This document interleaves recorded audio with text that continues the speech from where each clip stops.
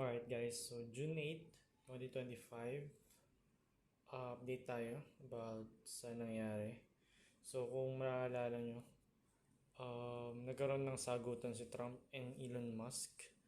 And nagkaroon ng iba't iba, kumbaga umalis na siya sa Doge na government agency or government ng USA.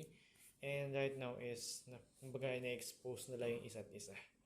At dahil doon, kung makikita nyo dito bumagsak, at anong nangyari after, nag-cool down yung issue and then bumalik lang din sa symmetrical triangle. So as you can see, nagpi-play pa rin yung symmetrical triangle natin. Pumasok ulit at makikita natin kung ano ang gagawin niya.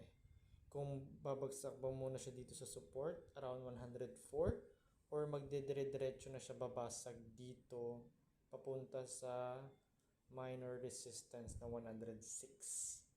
So titinan natin kasi ang ganda kasi bumalik siya, and then kung bearish scenario naman babasag ulit siya dito sa ilalim, and then siguro babalik ulit siya dito sa 101 kung bearish. Okay, MACD,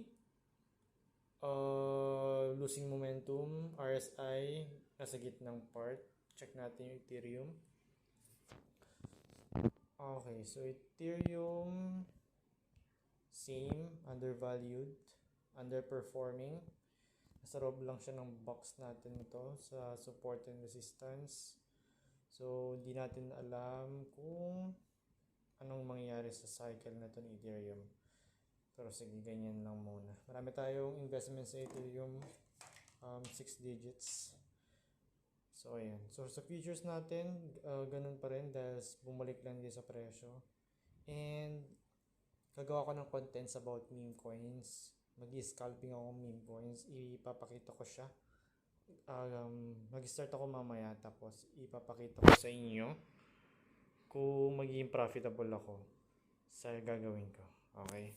So, yun lang naman for this. Kasi kahapon trinay ko na siya mag-scalping sa meme coin and naka 33% akong return sa investment ko. So, tingnan natin kung maganda yung mangyari ulit. Mamaya. So, yun lang guys for this video. Sana,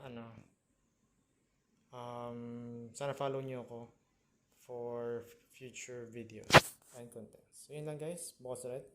Peace out.